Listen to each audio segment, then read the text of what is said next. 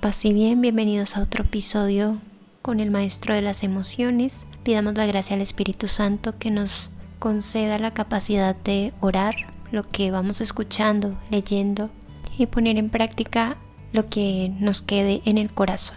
Finalizamos hoy el capítulo número 3 con la página 52 y 53. Dice la lectura de hoy: cuando provocamos a las personas rígidas, las volvemos más agresivas. Jesús, al contrario, estimulaba con suavidad la inteligencia de ellas y calmaba las aguas de sus emociones. Sabía que sus opositores querían matarlo al proponerle aquella pregunta. Pero como alcanzaba a oír lo que las palabras no decían y comprender lo que había tras los bastidores de la inteligencia humana, dio una respuesta franca e inesperada.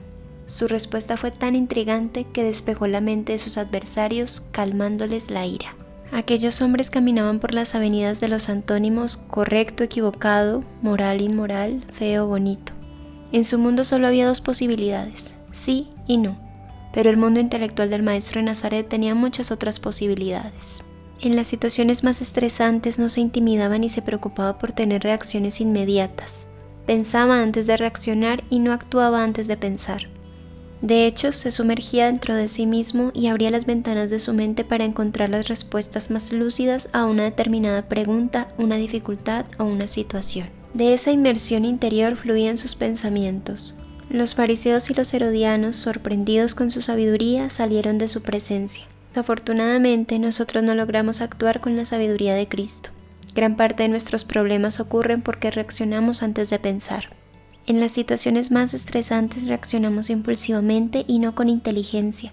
Sentimos la obligación de dar respuestas inmediatas ante las dificultades que enfrentamos.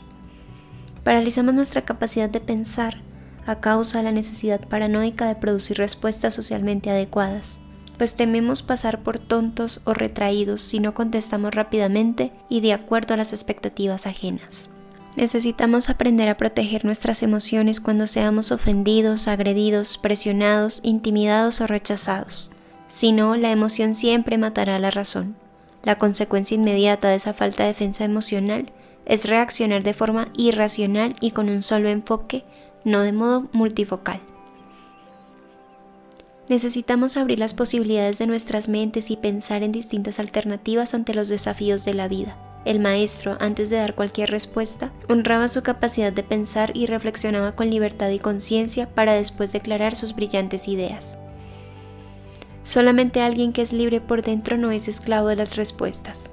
Quienes giran alrededor de sus problemas y no aprenden a detenerse para hacer una mirada introspectiva y pensar antes de reaccionar, hacen que los pequeños obstáculos sean imposibles de vencer, que las pequeñas dificultades sean problemas sin solución, que las pequeñas decepciones sean un mar de sufrimiento. Por no ejercitar el arte de pensar, vemos una cucaracha como si fuera un dinosaurio.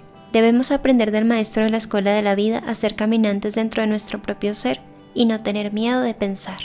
Y hoy los invito a preguntarse, ¿dejamos a Jesús calmar las aguas turbulentas de nuestras emociones? Observar a Jesús calmar la tempestad en los pasajes bíblicos que nos narran esta experiencia de los discípulos me hace pensar en la conciencia de la presencia viva, real del maestro. Hace unos días sentía mucho dolor y rabia con unas personas porque yo había planeado una situación y estas personas cambiaron algunos detalles, pero sin dar lugar a un diálogo en el que se explicara el por qué y el para qué se cambiaban esos detalles. Y en lugar de haber orado, de tomarme el tiempo y sumergirme dentro de mí con Dios en su amor, en su infinita presencia viva, y así acercarme a hablar, compartir un poco lo que estaba sintiendo, solicitar que por favor me compartieran sus ideas y cómo lo veían dentro de esta situación, pues tomé el lado de mantener la rabia y el dolor todo el tiempo y además tenía que verme con estas personas varias veces. Y no quería orar porque sentía que yo tenía la razón de estar enojada, hasta que en una de las homilías de la Santa Eucaristía un sacerdote contó una historia similar a la que yo estaba viviendo y recordaba que justamente esos momentos en los que no queremos orar son los que más necesitamos acercarnos al Señor y hablarle de eso. Decirle, mira, no siento ganas de contarte, de entregarte esto porque quiero mantener esa rabia y no quiero dejarla ir. Entonces ahí fue cuando me di cuenta que había paralizado mi capacidad de pensar con el Señor, porque si pienso fuera del diálogo con el Señor, mi mente puede divagar y terminar llena de pensamientos que nada tienen que ver con lo que estoy viviendo. Así que en ese momento de la consagración del pan y del vino, pude pedirle a Jesús la gracia de dejar esa rabia y ese dolor y aprender que en una situación similar que me vaya a suceder, puedo reaccionar de manera distinta a como en esta ocasión lo hice. Piensen también ustedes un ejemplo en sus vidas cotidianas, algo que haya paralizado esa capacidad de pensar en oración. Y otro ejemplo para esta idea de sentir una necesidad paranoica de producir respuestas socialmente aceptadas. Yo creo que todos estamos ahí. Siempre pensamos qué van a decir de mí, si esto que digo, si esto que hago estará bien o no para los demás.